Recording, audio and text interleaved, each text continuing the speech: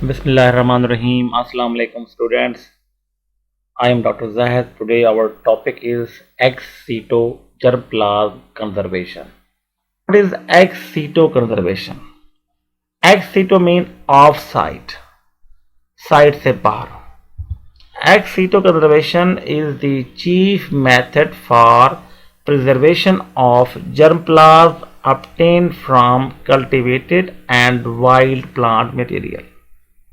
तो एक्स सीटो जो कंजर्वेशन है इसको ऑफ साइट कंजर्वेशन कहते हैं कि ये पार्क में नेचुरल जगहों में ये कंजर्वेशन नहीं हो सकती जर्म प्लाज्म को प्रिजर्व करने के लिए। और जर्म प्लाज्म कहाँ से आता है? हम जो प्लांट्स वाइल्ड प्लांट्स हैं या कल्टिवेटेड प्लांट्स हैं उनसे जो हम जर्म प्लाज्म मिलता है उनको सेव करने का सबसे बड़ा मेथड एक्स सीटो कंजर्वेशन है, mean off-site conservation. The genetic material can be preserved in gene banks for long-term storage under suitable conditions in two forms.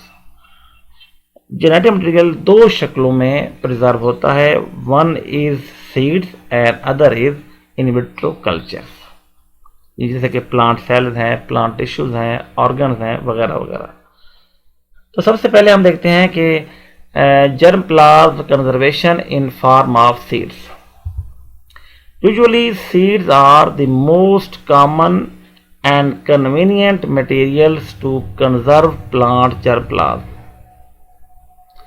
तो आमतौर पर सीड्स जो होते हैं वो बहुत ही कॉमन और आसान मटेरियल होता है जर्म प्लाज्म को कंजर्व करने के लिए। This is because many plants are propagated through seeds and seeds occupy relatively small space. ये क्यों सीड्स इतने कन्वीनियंट हैं या मोस्ट कॉमन हैं? क्योंकि बहुत सारे प्लांट्स जो हैं वो सीड से ही ग्रो होते हैं और सीड्स को स्टोर करने के लिए थोड़ी जगह चाहिए होती है। इस वजह से सीड्स जो हैं सीड की शक्ल में अगर हम जर्म प्लाज्म को कंजर्व करें तो ये बहुत कॉमन है और काफ़ी आसान होता है। Further the seeds can be easily transported to various places. इसके अलावा सीड इसलिए भी आसान और कॉमन है कि सीड्स को हम बहुत सारी जगहों पे इजीली ट्रांसपोर्ट भी कर सकते हैं।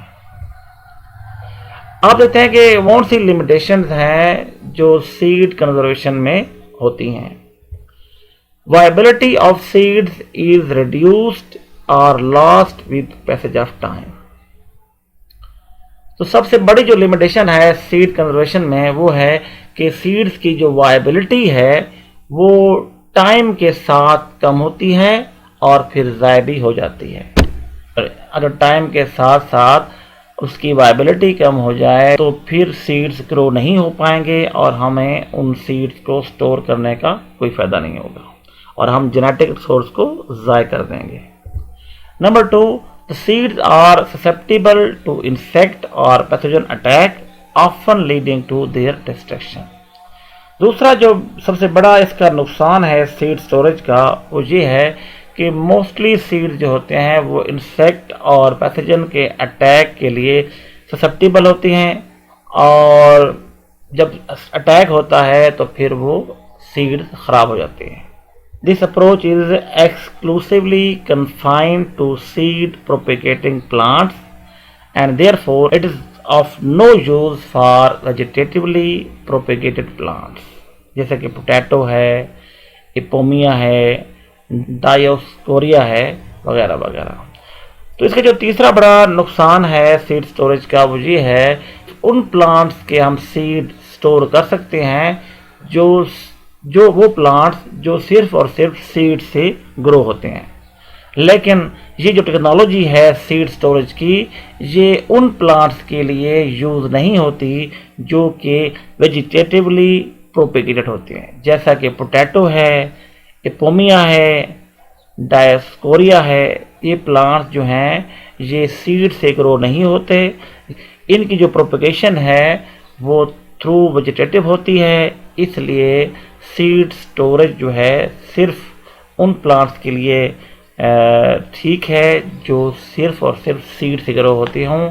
इसकी फोर्थ लिमिटेशन जो है वो ये है कि it is difficult to maintain clones through seed conservation, कि सीड कंजर्वेशन के ज़रिए हम क्लोन्स को मेंटेन नहीं रख सकते, कि हम ट्रू टाइप प्लांट हासिल नहीं कर सकते, क्योंकि सीड जो होते हैं वो हेटेरोजाइगस होती हैं, इसलिए हम उनसे क्लोन हासिल नहीं कर सकते। तो लास्ट इसका जो लिमिटेशन है, certain seeds are heterogeneous and therefore are not suitable for true genotype maintenance. वही ऊपर वाली बात है, क्योंकि सीड जो होते हैं वो हेट्रोजीनस होते हैं, तो इसलिए उसकी जो जीनोटाइप है उसको मेंटेन करना सुटेबल नहीं रहता। In vitro methods of germplasm. In vitro methods implying shoots, meristems and embryos are ideally suited for the conservation of germplasm of vegetatively propagated plants. In vitro method में germplasm conservation के लिए shoots, meristem और embryos को conserve किया जाता है। The plants with recalcitrant seeds and genetically engineered material can also be preserved by this in vitro approach. इन वो plants जिनके सीड्स रिकाल्सिट्रेंट हों, कि वो सीड्स जो कि सर्वाइव नहीं करते ड्राइंग पे या फ्रीजिंग पे, उनको, और वो सीड्स जो कि ट्रांसजेनिक सीड्स होते हैं उनको हम इस इन विट्रो अप्रोच के जरिए प्रिजर्व कर सकते हैं। अब हम देखते हैं कि what are the advantages with in vitro germplasm conservation. Number 1 is large quantities of material can be preserved in small space, कि हम इस टेक्निक से बहुत ज़्यादा मिकदार में जो मटेरियल है उसको छोटी सी जगह में प्रिजर्व कर सकते हैं। Germplasm preserved can be maintained in an environment free from pathogen. Germplasm जो होता है इन विट्रो के लिए जब हम उसको प्रिजर्व करते हैं तो वहाँ वो जो उस एनवायरनमेंट में वो पैथोजन फ्री एनवायरनमेंट होता है। मीन अगर आप वहाँ पे सीड्स या कोई भी मटेरियल जो है जैसे सेल्स हैं, टिश्यूज़ हैं, शूट्स हैं, तो वो शूट्स जो हैं पैथोजन के अटैक से फ्री होंगे। It can be protected against the natural hazards. तो तीसरा इसका जो बड़ा फ़ायदा है वो ये है, तो इस सिस्टम में हम जितने भी कुदरती आफात हैं उनसे अपने मटेरियल को सेव कर सकते हैं। Fourth one is a large number of plants can be obtained from germplasm stock whenever needed. तो चौथा इसका जो बड़ा फायदा वो ये है कि जब हमें ज़रूरत हो तो हम जर्मप्लाज्म स्टॉक से बहुत ज़्यादा मिकदार में प्लांट्स हासिल कर सकते हैं। इसका जो पांचवा बड़ा फायदा है वो ये है कि obstacles for their transport through national and international borders are minimal, कि जब जो ट्रांसपोर्ट होती है इंटरनेशनली या नेशनली, जब हम एयरपोर्ट से या हम शिपमेंट करते हैं इस मटेरियल को दूसरे मुल्कों में, तो वहाँ पे भी जो रुकावटें हैं वो इस सिस्टम में कम है, क्योंकि ये जो मटेरियल होता है जर्मप्लाज्म जो होता है इन विट्रो जर्मप्लाज्म में होता है, इसमें कंडीशंस एसेप्टिक होती हैं, कोई जर्म्स नहीं होते, इसलिए इंटरनेशनल बॉर्डर्स पे इसको कोई रुकावट नहीं आती। अब हम देखते हैं कि इसके डिसएडवांटेजेस क्या हैं। Risk of genetic instability and somaclonal variation due to slow growth.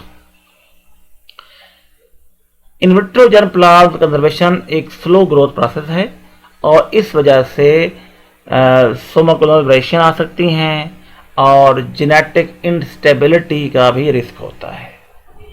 Number 2 is high level of technology and high maintenance cost. In vitro germplasm conservation का जो सिस्टम है वो हाई लेवल ऑफ टेक्नोलॉजी है और उसकी जो कॉस्ट है वो बहुत ज़्यादा है। तीसरा जो इसका डीमेरिट है या जो इसकी लिमिटेशन है वो ये है कि pollens of many species can not be stored. इस सिस्टम में काफ़ी सारे स्पीशीज के पोलन्स को हम स्टोर नहीं कर सकते। Need to develop individual protocols for most species. तो इस सिस्टम में मोस्टली स्पीशीज के लिए हमें इंडिविजुअली मेथड बनाने पड़ते हैं। उनको ग्रो करवाने के लिए, उनको स्टोर करने के लिए, उनको रिजनरेट करवाने के लिए हमें हर प्लांट स्पीशीज के लिए डिफरेंट प्रोटोकॉल, इंडिविजुअल प्रोटोकॉल्स बनाना पड़ता है। तो आज का जो हमारा टॉपिक एंड हुआ। अगर आपके कोई क्वेश्चंस हैं, कोई कंफ्यूजन है तो प्लीज़ आस्क इन कमेंट्स। अल्लाह हाफिज़, टेक केयर।